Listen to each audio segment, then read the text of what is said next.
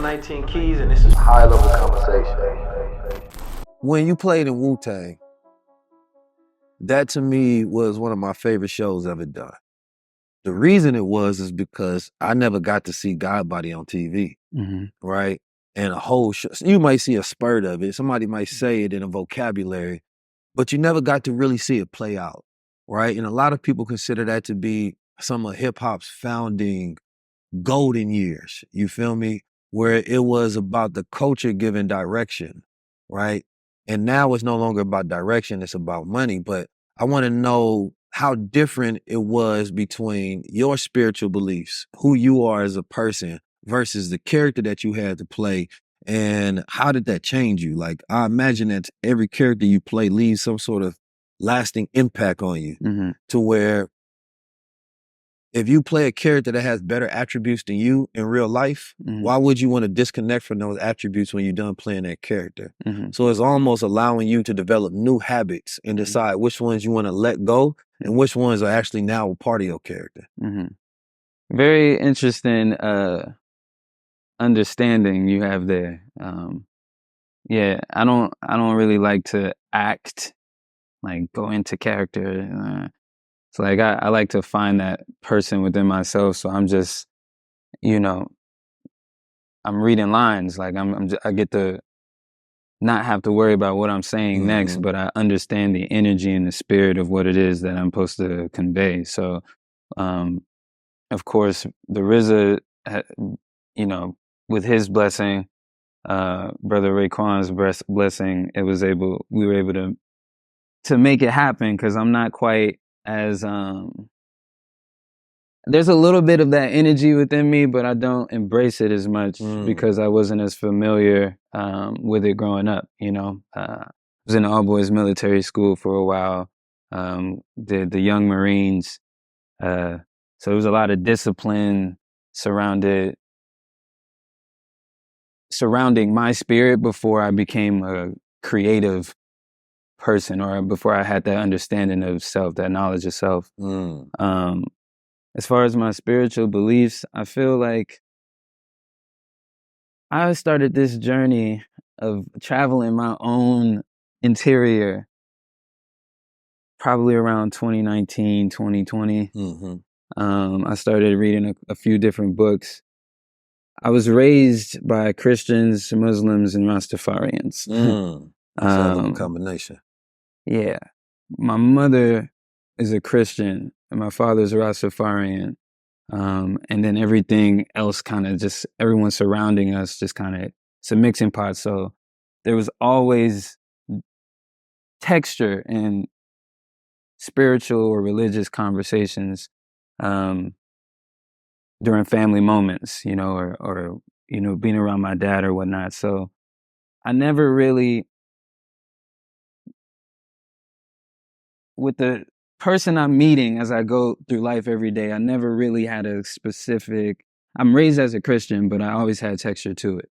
I didn't quite, there's certain things that I found myself questioning, and it wasn't necessarily scripture. It was just based on like, how I'm receiving it maybe. It just, certain things just never really click for you. Yeah. So as I started to explore, I actually got this opportunity from OG. And I feel since then I've been surrounded by Muslim brothers somehow, like spiritually is like, so as far, I'm a lot more spiritual than religious. As I meet different people, different walks of life, everybody has like every religion seems to have some sort of through line. I think confidence in yourself is of utmost importance. What you're capable of doing, do unto others as you want done unto you. You throw it out there, it's going to come back, so that faith and that move as and expect energy is kind of what I just move on. So as I learn from different people or in different moments of my life, I accept what feels true. As I read things in different books and hear things, I accept what feels true, and I embody what it is that God is expressing through this vessel. Whatever I'm supposed to be walking and reflecting for the next God, is what I'm doing. I just kind of leave it up to the essence of life. I just participate. Do you feel like you have to be like at one point in time where you felt like you had to be more careful with your private persona and your public persona, right? Like as far as I can't say this, I can't do this, right? Does it start to feel like it's a box sometimes? Yeah, the thing about being an actor or the type of actor I am, it kind of becomes, I actually have 3 therapy sessions a week, to understand different, because it feels like, what choice do I want to make? Because it really can be like, this person I am now, like you said, I could play Rick Wayne. Yo, son, you know what I mean? The whole energy could change, and I have to be responsible with that. Like, there's people that see Spider-Man now, there's people that still see Dope or Shaolin, like they expect me to be dancing. Some people know me from when I was a young, like, Incredible Crew, YouTube days, dancer in Atlanta. Like, it's kind of, there is texture to it. So wearing that mask, I don't really necessarily feel that I'm wearing. I feel that I try to be as naked as possible. I try to, like, so it comes off shy, because I'm not trying to offend per se, because I'll take up space when when it's time. Like, I'll take up space as I'm supposed to, but I also am conscious of, like, how my bro, yesterday he was like, yo, you're just being yourself, but it causes some people to act weird, and it's not that they're not confident in themselves or whatever, but you could be, you and who you are could make someone just look at themselves, not question themselves or whatever. But, and as I thought about that, because in all transparency, like, it happens to me naturally. I get inspired and I, like, want to be better or whatever. I try not to be weird in situations as much as I can, but as I learn and grow, I adapt and I embrace. And so that's that kind of, is like being myself, but also being conscious of how I rub others, so I can navigate strategically to accomplish the mission. If I don't have to have casualties, then I won't. You know what I mean? But if So thinking with more empathy. I'm gonna be honest, I understand exactly what you mean. And I understand exactly what that is, to make other people feel insecure about their life. Right? Especially in comparison to yours. But to have to be the constant keeping up of the account of being responsible for how other people feel is too much. Do you feel me? It's like you just gotta reconcile with your feelings at the end of the day. But as you said, you gotta navigate throughout the world. So the goal ain't to create unnecessary enemies because you shine it. You feel me? So it's that whole thing when you dealing in a world where people don't know themselves and you walking around like you know who you are 100%. And there's no question mark to it. People feel insecure because they like, nah, they want to be the one to tell you you're great versus you telling it to yourself, right? And so I can understand that aspect, but then it's like you don't want to reserve so much of yourself to where it becomes draining to you to hold yourself back. Right? And then you go look back in certain circumstances and be like, man, I actually would have probably said it like this, or I probably would have took up more space or did it like that. It's a bunch of situations like that. Because then you regret certain things. And it's like you just regret not being yourself, basically.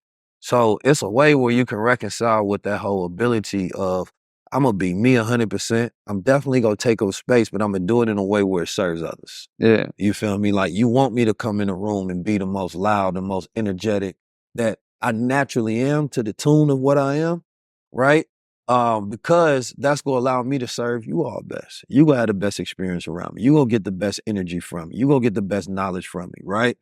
But if I feel like you not coming with that confidence, now you make me feel, you got me thinking about, man, if I turn up, bro go want to be my enemy later on because jealousy and envy start to pop in. You feel me? But I naturally had that my whole life, but I got a lot of brothers. So I was able to reflect on each of my brothers and the relationship I have with them. I got an older brother and I got younger brothers, right? So And of course, the first situation you find that out in was with women, right? I used to think, man, all the women in the world just wanted me. And then I figured out my brothers get them too. And I had to share. And what it did is it had me to reconcile between the differences of jealousy and envy. Yeah. And, you know, envy is, or jealousy is when you want what somebody else has and you don't want them to have it. And envy is you want what somebody else has, right? You're envious of it. And so I had to learn when the spirit of envious or jealousy popped up in me to identify that, to cut it down each and every time so that I can deal with my brothers from a pure place, right? And so for me, as long as I'm operating from that pure place, I'm gonna be myself. And sometimes you need to have that insecurity so you can go home and reconcile with your energy of jealousy and envy. Because if I tiptoe around that, then you never go fix it. Yeah. You feel me? So it's that kind of psychology that I keep. You have the A, you have the I. You know, I'm a futurist, so I like talking about the future. The future is something that's going to occur instead of something that is already here. There's always paradigm shifts that happen, and if you don't notice it, then you're just being you're affected by it, and you're unconscious of the shift when things change. So when you're talking about AI and the automation of jobs and where everything will be, the most important, valuable skills are the ones that computers, AI machines, all those things that they can't do. A robot can't be creative. A robot doesn't have imagination. A robot can't compute compassion. A robot can't be empathetic. A robot can't employ value. First you get the data. The data creates the algorithms. The algorithm creates the apps. So imagine them being able to control or make the whole entire black diaspora mad with a push of a button. Imagine if they can control the way that we vote, the way that we spend money, the way that we treat each other with algorithms and data science. They can control what you eat, what you see. They can curate experiences so when you go online, you see certain things from when you open your phone up to when you close it because they have data on you. They can make us think things about each other that may not be true. And that's just going into the age of AI. But I'm just interested to see, you know, how you are currently using artificial intelligence. So for me, education is the most important because when I look across the spectrum of how all people build their wealth, it's based on what they know. So now we're going to a point where the singularity for human beings is when we created AI. I always believe we should be updated on the technology and to be able to utilize it to be the most effective, right? There's something being built all the time. Now we are in the prompt engineering phase. They created this program called Midjourney. Everybody knows about ChatGPT. Claude.ai. People got to really focus on what's your talents now, right? That work hard, build a skill so that you can have a certain level of leverage in the marketplace is no longer the route. Every single day when we spend time on things that does not give us an investment back, a return on our knowledge, a return on our time and our power, we're giving up the most valuable thing we have for what? This is something that everybody here needs to be putting 10,000 hours in. My formula for AI is AI plus NI equals EI, and that's natural intelligence plus artificial intelligence equals enhanced intelligence. But it works better if you're already smart. The thing about being a futurist now is you used to predict the future. Now, You just report on the present. because the future is here.